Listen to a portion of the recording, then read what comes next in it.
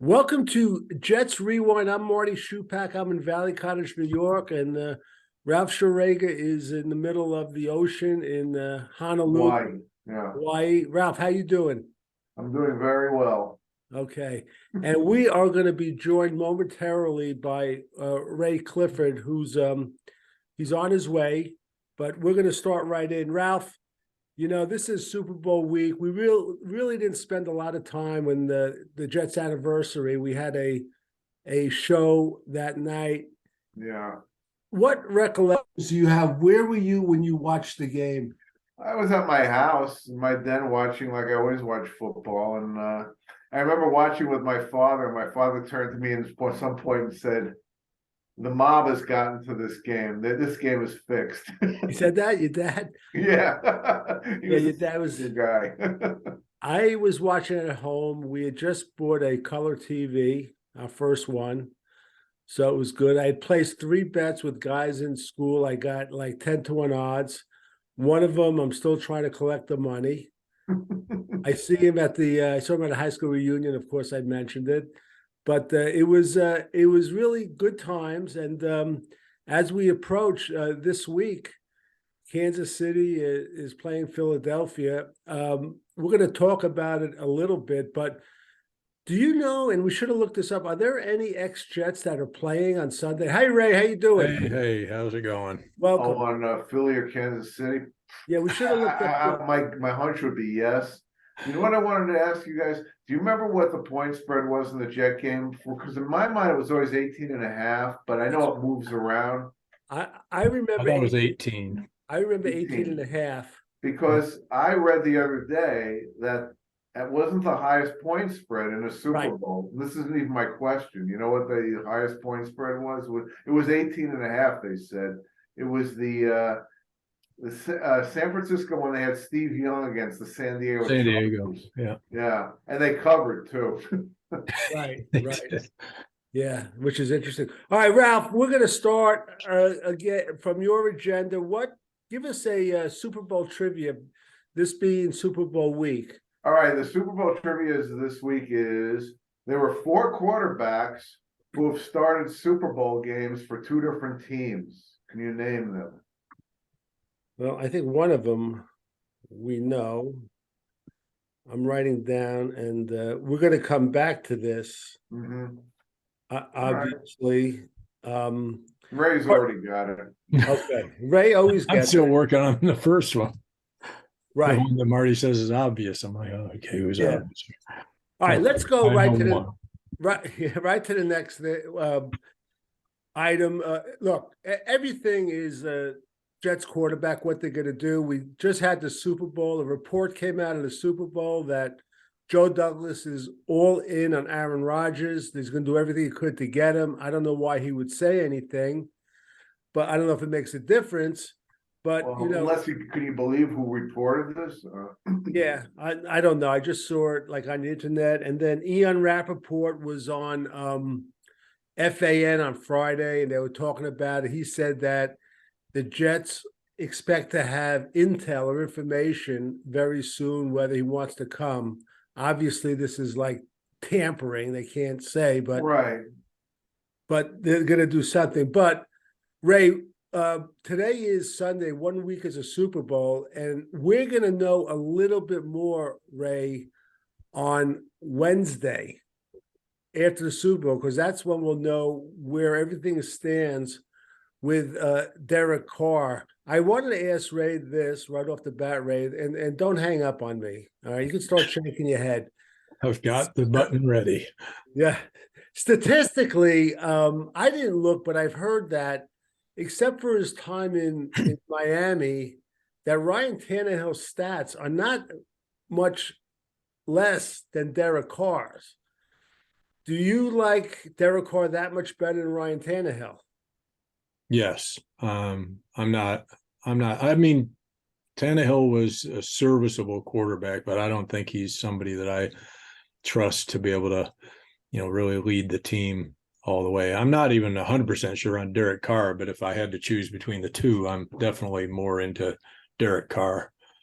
Okay, and Ralph, I know your answer, but before you fall off the boat, why don't you give me your reaction to Derek Carr versus Ryan Tannehill? Well, I mean, Tannehill has Derrick Henry as his running back, who was the absolute best running back in the league the last few years, and that takes a lot of pressure off of him. No, I definitely would prefer Derek Carr to Tannehill. I don't know what is Tannehill. He's a free agent. I'm not sure. I think Not he sure. is.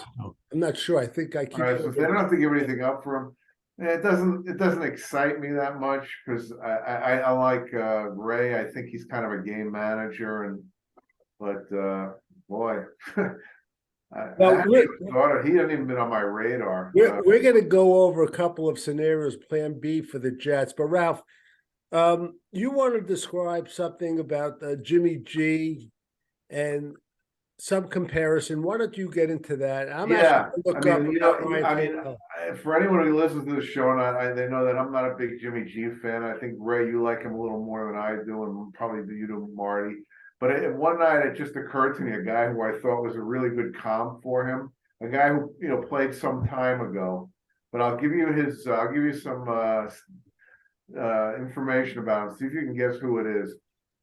Physically, he's similar to Jimmy G, size-wise, his, mediocre mobility, and his arm strength is sort of average for an NFL quarterback. Like Jimmy G, he took a team to the Super Bowl. Well, he went to the Super Bowl with a team, put it that way. He was in a strong organization like Jimmy G, and his touchdown to interception ratio is similar to Jimmy G's. It's like 120 something to 68. Jimmy G's is like 90 to 40 something. So it's almost 2 to 1. And the thing about this guy that was most fortunate, by the way, he was 30 at the time, is that when he went to the Super Bowl, he became a free agent. And who do you think signed him as a free agent? It was our New York Jets. So can you guess who this guy is? He played 2 years for the Jets and he wasn't very good, as you would expect. Neil O'Donnell. Who? Neil O'Donnell. That's right. Yeah. That was my biggest fear when that was. I knew it was going to happen. It was one of those while he's throwing an interception to the Super Bowl, and I'm like, oh, he was terrible. There's our 25. Jimmy G. Yeah, Jimmy G was better in the Super Bowl than Neil O'Donnell. Very good. Just so you know, Ryan Tannehill has 1 year remaining on his original 4-year, $118 million contract with the Titans. I'm sure Vrabel would love to get rid of him, but I don't see how that's going to happen. Why do you think they want to get rid of him? What do they have waiting in the wings? I don't know. I mean, I heard his name being. I did too, but I don't understand it if he has a year left. Yeah, I don't think they will get rid of him. I don't think he had a real bad year this year, and I'm not as down on him as a lot of people. I discount the Adam Gase years in Miami.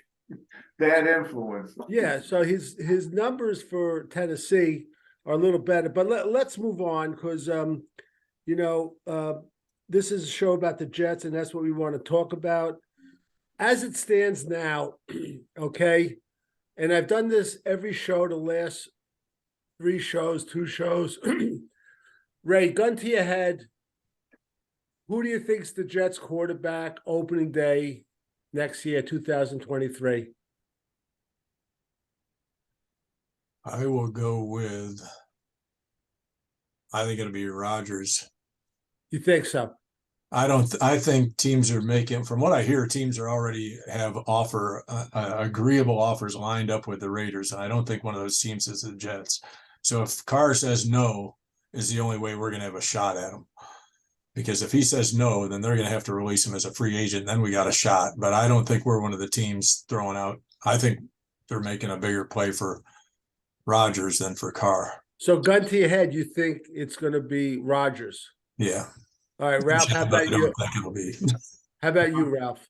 Well, I'm not a gun guy, but if you put one to my head, I would have to say Rodgers too. Okay, let's see. Let's just say that Derek Carr falls through. They don't get Rodgers.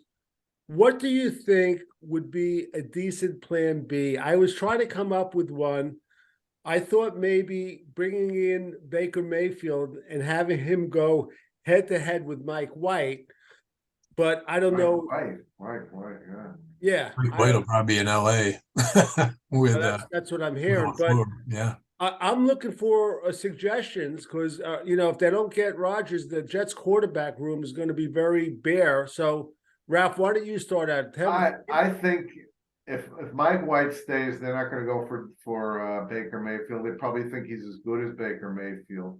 I don't think Mike White's going to be here next year. I think Baker Mayfield would be a better possibility.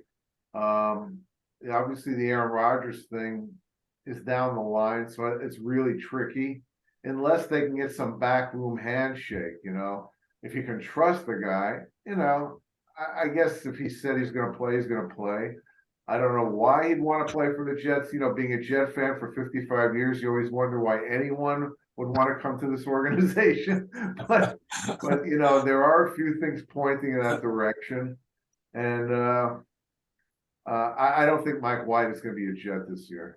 Okay. All right. So your plan B is Baker Mayfield? Yeah, I could say, yeah. I mean, assuming what's his name, Carr is off the table. I would prefer Baker Mayfield to Jimmy G. I know you guys might not, but I would, yeah. All right, Ray, what's your plan B?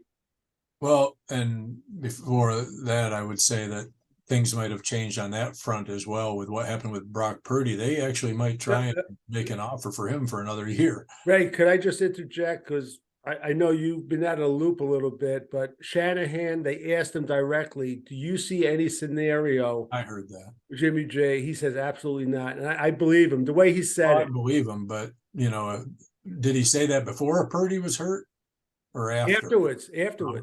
It happened after. Okay, I don't know what their plan is if Purdy's not ready, and they don't seem to really like Trey Lance as much as they thought they would, I guess. Trey Lance hasn't played football in 3 years. I've never seen anything like this in my life. Really bizarre. Maybe they'll go for Baker Mayfield, but yeah, the only thing holding me back from saying Garoppolo is the injury factor. But if Carr and Rodgers are out of the loop, then it's got to be either Baker Mayfield or Garoppolo. Now, Mayfield's had some injury issues too, so there's no guarantee. But my choice would be Garoppolo before him, just because of the system. Okay, I'm gonna go with Baker Mayfield again. I keep thinking about that year he had with Cleveland. That he took him pretty far. One game before the AFC Championship. I don't know how toxic he is in the locker room, how he would be with the Jets in the locker room, but I'm going to go with him. Ralph, what do you think is more important for the Jets? Is it a talented middle linebacker or a legitimate ball hawking safety? Okay, and then I have a follow-up after that, after we hear from Ray. In this day and age, I think it's the safety. We have, I know the follow-up is when was the last time we had a real center fielder? We've had very few in the whole history, but I love players like that, and I hope we get one. But I think it would be the safety. Well, that's not the follow-up, by the way, but let's hear from Ray first before I give a follow-up. Okay, Ray, what's more important? I'd be the same. I think we could stand, and I mean, I would still like to add a linebacker, but it doesn't need to be like the top guy or anything. I think we could get away with another year before focusing on a linebacker. I'd take the safety too, because both safeties were so, I won't say inept, but they weren't game changers by any means. I'd go. It doesn't seem like in the box safeties are a dime a dozen. It's so rare to get a really good ball hawker out there. Yeah. It does. And let me follow up with Ray first. Ray, let me give you this scenario. Let's say we do at quarterback have to go with plan B and get like a Baker Mayfield or Jimmy G. Well, let's say it's Baker Mayfield because there's a lot more money available. Mm-hmm. Do you think it's worth it for Joe Douglas to take a deep dive and a blast and like sign Jesse Bates from the Bengals and then cut both LaMarcus Joyner and Jordan Whitehead? Would it be worth it? spend all that money for a safety, or do you think it's not in his DNA? Well, I wouldn't spend it on Jesse Bates. I mean, I like him, but I'm not gonna throw the the whole bag of cash at him. He's been he hasn't been consistently great, but he's a good safety. I wouldn't mind having him, but I wouldn't spend top dollar on him. I would, but I still think we need somebody, but I wouldn't do it with Bates. All right, so you don't think Jesse Bates and Tony Adams would be an improvement over Joyner and Whitehead, or do you? It might be, but I don't think it would be a major improvement, especially because I'm not sure yet on Tony. Did they sign Will Parks again for the 18th? They did. Yes, They did. which Who I'm glad they did that. I happen to like him. All right, Ralph, let me give you that question. What do you think about signing I guess it depends on how much Jesse Bates is going to cost. I was looking at remember Marcus Williams, how Joe Douglas was trying to get him. He didn't have a great year that last year, and he was like for about 15 million. And because they didn't sign him, they had enough money to sign DJ Reed and Whitehead, which was about 17 million total. Which of course I would take that trade any day. I guess it depends on how much, I'm hedging on how much Jesse Bates, how much do you think he's going to ask for? I don't know. You think he's going to ask for Jamal Adams money, like 18 million a year? I don't know if we'll get that much, or even Marcus Williams money. I don't know. I don't think Joe Douglas is going to throw that much into that position. But I think does Cincinnati have another safety that's Ray would know. I don't know. I think they might. Yeah, I'm following them that close, but who's available in the draft too? I mean, is there a top safety in the draft? Is one that probably, but everyone's assuming that they're going to pick offensive linemen, maybe the first two picks. No, I agree, but. By the way, Ray, for you, it was announced over the weekend, and I gave you a text that Brian Schottenheimer is the new offensive coordinator of the Dallas Cowboys America's team. Where's he been lately? He was actually in Dallas last year. He was in Dallas. He's actually a consultant. It's funny. Whenever a team hires a guy as a consultant, they're waiting in the wings for like a coordinator or a line job. But then was it the same text you sent me? It also said that who's that? Mike, who's the head coach? Mike McCarthy. He's going to do the play calling though. So I didn't even know that. He got in the text. He's going to do the play calling. So interesting.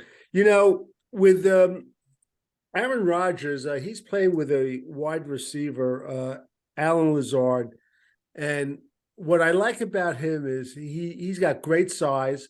He's an undrafted free agent. And if you look at his numbers, I'll just read his reception since he came in. 2018, 2019, 35, 2020, 30. His only down year from the year before. 2021, 40, 2022, 60. 27 years old, 6'5", like I said, an undrafted free agent. PFF projects him to be worth $11 million a year, and to projecting a contract of $33 million, 3 years, like 21 and a half guaranteed. Would you go after him as a replacement for Corey Davis, Ralph? Yeah, I would. Little cheaper than Corey Davis, and he plays. They're going to need someone. They're going to need someone with size. So I would have no problem going after him. Okay, Ray, how about you? Would you go after him instead of Corey Davis? Yeah, I think so. Especially if they're bringing Rodgers in. I mean, then it definitely makes sense. But he was a teammate of a friend of Breece Hall's, actually, in college. Yeah, so Iowa State. Yeah. I don't know what kind of a blocker he is. I mean, he's supposed to be a very good blocker, actually. Yeah. Okay, he's like a hybrid tight end almost. He's like 6'5", like 225, 230, something like that. Yeah, he's like one of the things I did like about Davis was he was a good blocker. He was a good blocker, yeah. So But he was just never on the damn field. The guy was just ridiculous. It was just Right, that's right. A lot of our injuries, obviously they're going to be drafting offensive linemen. I maintain we don't have to draft an offensive lineman in the first round. I think we can get something else a little down the line, second, third, or even the fourth round. I think it's pretty deep. But would you like AVT if he comes back next year 100%? Ray, would you like to see him at right tackle, or you want to see him move back to guard? I think if we have somebody who can handle the tackle spot, I like him at guard. The thing I like about him is that I think he'd be a good tackle as well. So I wouldn't have a problem if they put him there. But my choice would be if we could find a tackle and slide him inside, and that would take care of that side of the line. And then the other side, hopefully Tomlinson has a bounce back year, and then I don't know about left tackle yet. I'm not sure what to think. Right. Dwayne Brown or Becton or somebody in the draft. We don't know. Big question. Ralph, what's your feeling about AV? I would have no problem seeing him at right tackle. I mean, or right or guard, but he's kind of an insurance policy. We don't know if we're going to get a tackle in the first round. We don't know what they think of Max Mitchell, if he's ready to play as a starter or he's just a depth piece. So it's great to have AVT. I mean, he looked good. I think you won't have to worry about him. Do you think they're going to bring Dwayne Brown back? I mean, I don't. Does he want to come back? Probably with that kind of money. Yeah.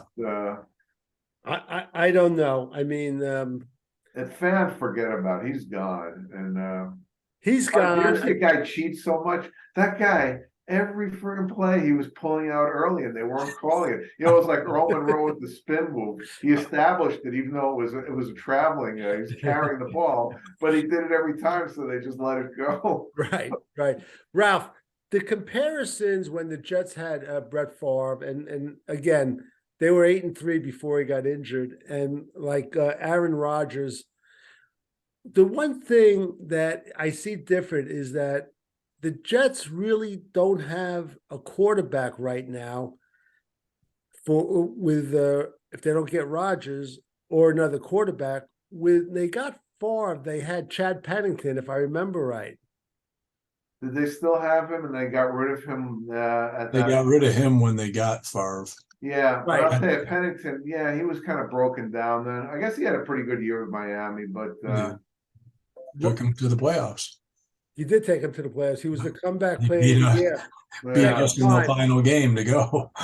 Yeah, they played opening game against them. I remember that. Yeah.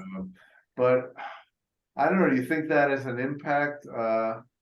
I'm just thinking about how good Rodgers would be with the Jets as opposed to Favre, who played pretty well until he got hurt, and then it was a disaster because Mangini should not have played him. The guy couldn't throw the ball. Who was their backup quarterback? Clemens. And I said I wanted to put him in. I remember I don't know who I called. I said they're not going to win a game. He can't throw. Yeah, you just see it. Ray, what do you recollect when Brett Favre was there? You mean in general? I thought. Well, first I was not really wanting them to go all in like that. I thought we needed other things, but when he won that game down in New England, I thought, okay, we're all set. But I still remember the game when he hurt his arm. It was against the Bengals, and the guy hit his arm as he was throwing, kind of like Brock Purdy, but not nearly as he didn't hit it quite in the same way. So, but he was kind of shaking his arm after, and I thought, oh boy, this isn't good. And he bounced back for a bit, but after a while, it probably got worse and worse. He was throwing infield flies. I remember by the end of the year, it was just, right. And Favre will never take himself out of a game either. So, but at that point, when we won that New England game, boy, the excitement was through the roof. Oh yeah. Well, even better was when they beat Tennessee. Tennessee was 10-0. Yeah. They went down there and they killed them. And at that point, a lot of people said the Jets are the best team in the league, and I thought so too. Yeah. And then it was just, typical Jet history. And then he had that similar to this year, game against Arizona. that was early in the year. And you watch Mangini on the sideline, and his head was sinking lower and lower, and he had absolutely no idea what to do. It was so. Oh, that was really a bad memory. It's how many times, guys, did the Jets, they tease you, they look like they're going to do something, and then all of a sudden, in the last quarter of the season, they just fizzle out like that Ken O'Brien year was the oh my classic. God, well, this year was but in all those years, injuries played a big part of it, because our defense that year with O'Brien was really good, and then like Gastineau had his abdominal muscle pull, and I think Klecko or somebody else went down on the defensive line. They had a bunch of injuries towards the end of the year, and then the Favre one that year, and this year, all the guys going down. It was like, if we stayed healthy any of those years, maybe they would go further. The year of the fake spike, did they lose their last 4 games of the year, Ralph, if you remember? That one I don't remember. Ray, do you remember that big spike? I put my head in the sand. All I remember was if they won that game, I think they were in first place, and they lost, and that was, Then I think they lost every game after that. Was it that late in the year? I'd be, if I was a betting man, I'd say probably. Yeah, I would say. But it's funny you mentioned like Brett Favre when he hurt his arm.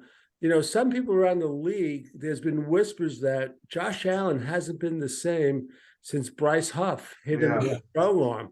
No, not that it was the same. Not that it was the same injury as Purdy. No. Well, not as severe, that's for sure. Right. Yeah. Have you guys heard that? He got hurt in that play, and he wasn't the same for at least a few weeks. But I got to tell you, he threw a couple of interceptions in that game before that were pretty ugly. If Zach Wilson had thrown them, people would have been like, we're going berserk. So Josh Allen did not have a great year this year. I don't know if this was a debut or because teams are catching up to him or what, but he had like a 4-game stretch there. I think it was the game before the Jet game. He wasn't really good either. And then he had like a 4-game stretch where in the red zone, he was throwing these passes that were having everybody shake their head. And then he came out of it for most of the rest of the year, but he never looked really sharp like he did the year before. Yeah. Just a couple of important dates. We're going to close this up. We're going to go back to Ralph's trivia contest. As I said, December 15th is the date where we'll know more about Derek Carr. Today is February 5th, and it'll be February 15th.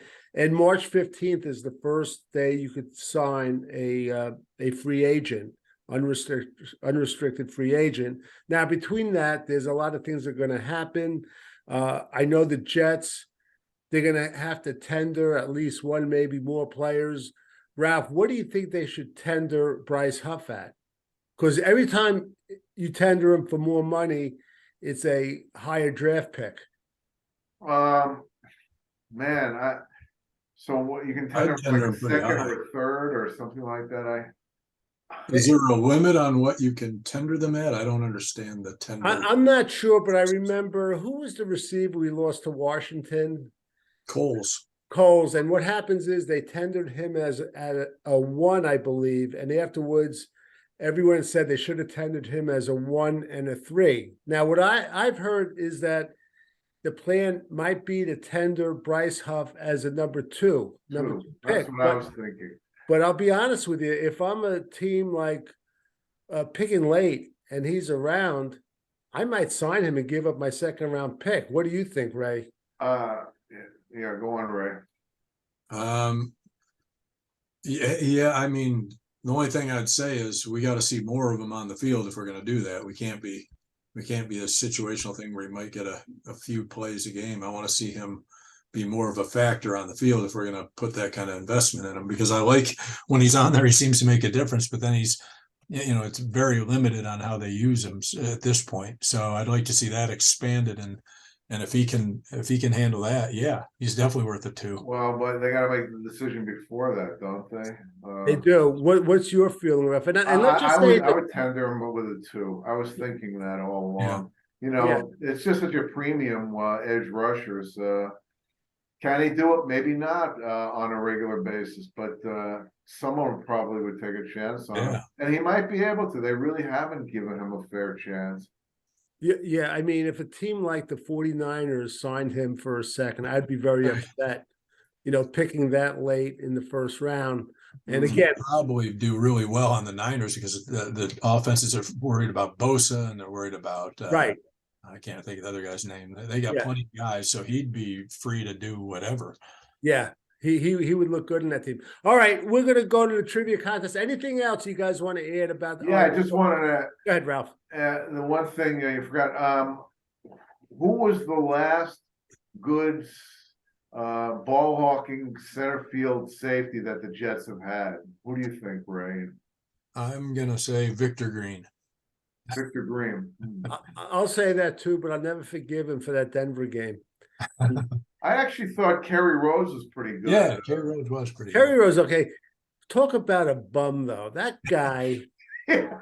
What is it about the Jets secondary that these guys have such short careers? Eric McMillan, Terry Rhodes. Well, didn't Right. he signed with Arizona? I think he was kind of being difficult. Yeah, he was. He forced his way out more. But I liked him as a player, and we like haven't had anyone like that since then in the States. We drafted Adams and May back to back. I was never a Marcus May fan, even though he was their free safety. Never thought he was like that type of player. Adams, of course, is an in the box guy, very good at it, but he wasn't that type of player either. To go back to a really dynamite one, you'd have to go back to Eric McMillan probably for the Jets. And it was only a short window. Another one, yeah. He and Darrell Ray, those guys were like Right. 4 years and they were done. But Eric McMillan had a ton of interceptions, if I remember, in the short. And pick sixes. Yeah, he was a terrific player. He was. I love guys that play that way, and Ed Reed is one of my all-time favorite Yes. football players. And man, if the Jets ever got a player like that, it would be so much fun. With these two cornerbacks to have Yes. to have a ball hawk like that, oh my gosh, with the way football's played now. And Ralph, this would be the year to get a guy like that, just so you don't have to pay them all at one time. It would be great. Yeah. I agree.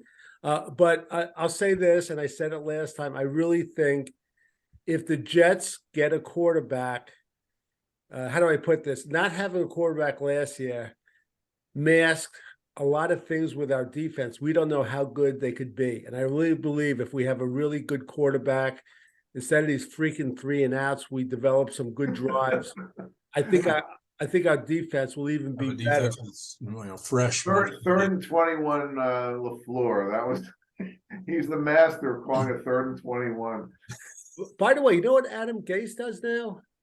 Is he a high school coach? No, he works for Peyton Manning's production company, whatever that Boy, he loves Adam Gase, doesn't he? is. He does. I hope he doesn't show up in some of those commercials. Do the eye roll. No, he won't. All right, Ralph, now why don't you mention that I have 2 names, but read that trivia question again on Super Bowl week. And then we're going to make predictions. There have been 4 quarterbacks who have started Super Bowls for 2 different teams. Can you name them? 4. I have 2. I have Tom Brady and Rich Gannon. Rich Gannon is not correct. I don't know who you were thinking he started. I have 2 as well. I thought you said 2. That's why I quit trying to think about Tom Brady and Kurt Warner is 2 of them. Oh, Tom Brady and Kurt Warner. And then hang on, let me, 2 more? 2 more. that started though. They weren't They just on. started, yeah. Oh, One of them goes way back, and one of them is pretty recent, Manning. actually. Manning. Manning, right. That's a good one. Yeah. And Craig then- And of Morton? course, the last one goes way I back. think you're right. Wait, Craig say this Morton? again. Who? Craig Morton. That's right, Craig Morton, yeah. There Good you one. go. There you go. All right, let's do predictions. I'm going to start. I'm going to say it's going to be. First of all, I think his ankle is going to be 100%.